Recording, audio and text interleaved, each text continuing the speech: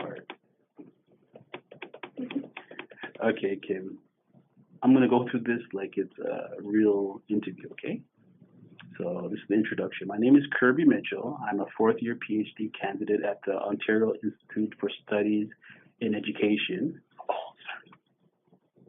Gotta stop. Oh my gosh, you have a 20 password code for your phone? It's not 20. You counted it? Did you memorize it too, you little fucker? Okay, everything's recorded. And I'll hold it against you in court. Well, thank you for volunteering for this, Kim. You're welcome. Okay. I'm going to fast forward that intro. Today, I'd like to hear about your background in special education, your current beliefs and practices around students labeled behavioral, SLB well-being, and your practices and beliefs around your well-being and that of your peers. Please keep in mind the equity and inclusion context when answering these questions, as your teaching experience in that context is most relevant to the study. Also, there aren't any right or wrong answers, or wrong or right answers.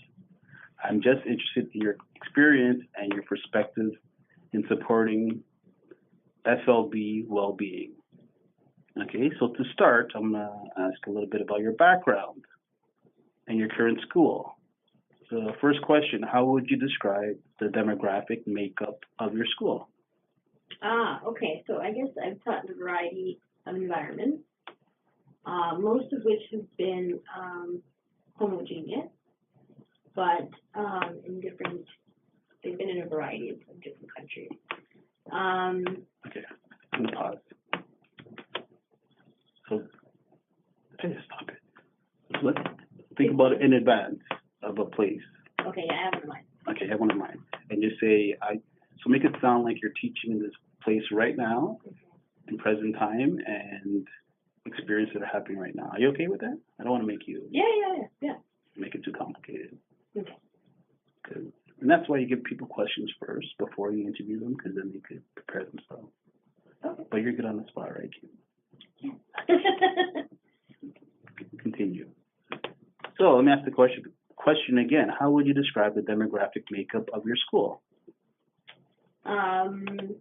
My students were Middle Eastern, and it was a predominantly Islamic school. So that was sort of the general makeup. And I had it was a small class, probably maybe 8 students. However, there were very little support to sort of get them to where they needed to be in terms of academic achievement. And so it was a very interesting experience. So how would you describe your current school's philosophy around academics and expectations for students that have behavioral problems?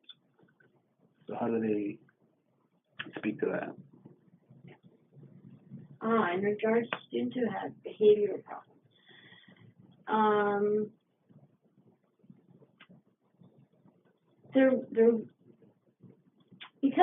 so you have to keep in mind this happened in other countries, and so in terms of things like IEPs and behaviors and strategies, the primary strategy is they would go to the principal's office.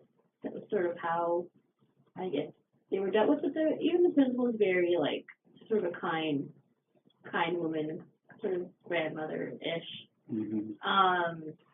So it was primarily the teacher's responsibility to deal with student behavior issues, and so that just fell on the teacher, and so there were not a lot of additional support provided in that. What would the school expect you to do when there's a behavioral issue? Like what's supported and what's not supported?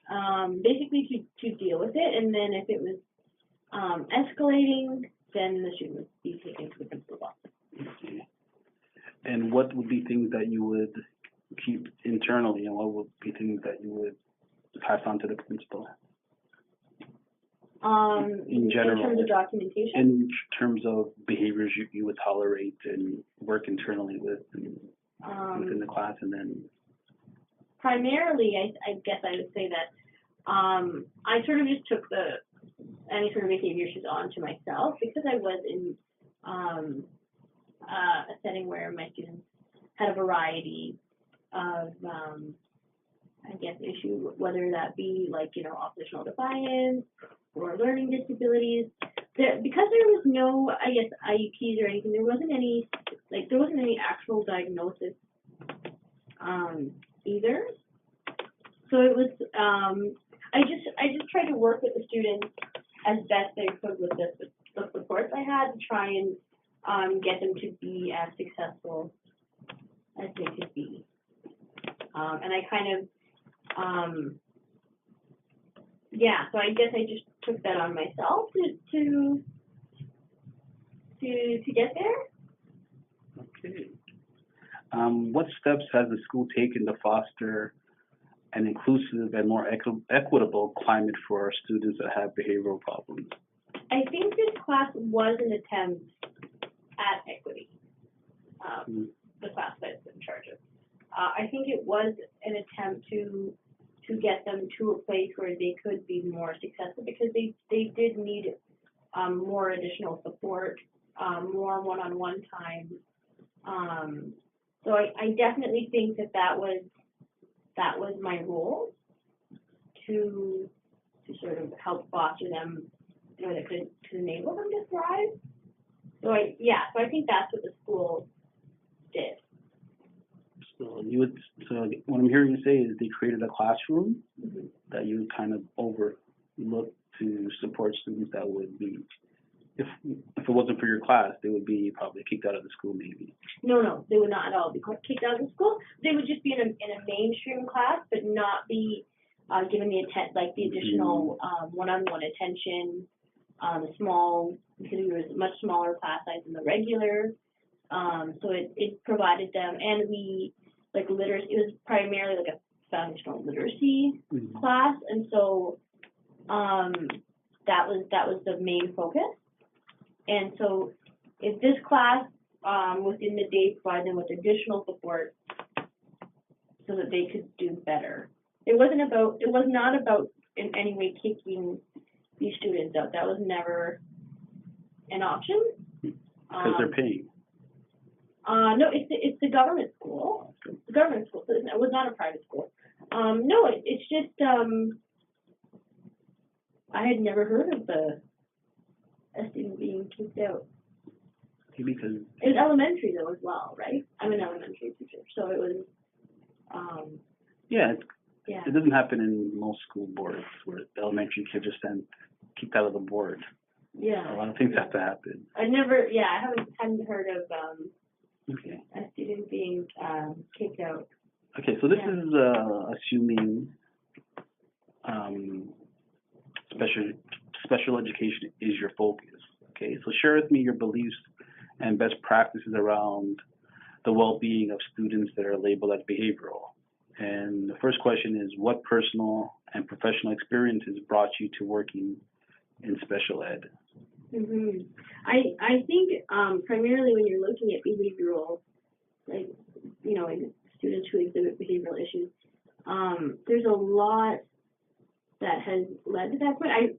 I really think genuinely that when you were looking at students who have behavioral issues, I think love is a key component, and that I think everything, most of this is sort of a general issue, but most of the issues in the world that we face are problems that have to do with love or a lack of love. But let me just stop you there, because what personal and professional experiences make you believe that is the case? I would say, I guess, just generally my life experience, being in the classroom for as long as I have, when I think as an educator, when you have students, you get to know who they are, you build that relationship, you build that rapport. You also have opportunities to meet their parents, and to see where they come from, and maybe like, I think that's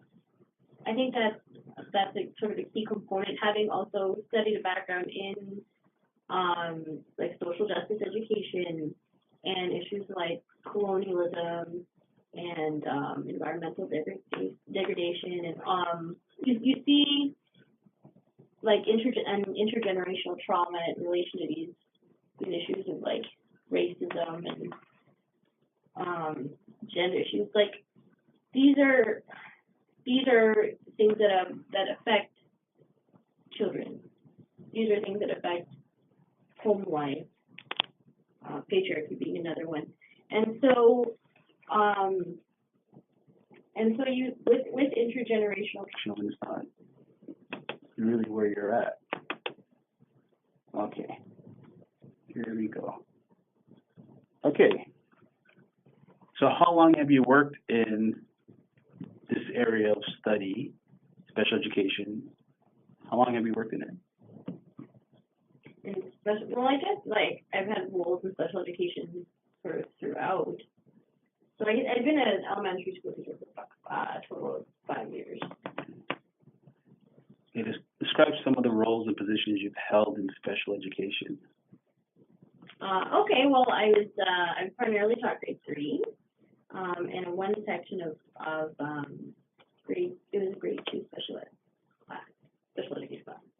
And then I've also taught ESL in Korea, and yeah. So I've taught grade 3 for 4 years. Okay. How have these past experiences that you just highlighted influenced your ability to successfully support the well-being of students that are labeled as behavioral?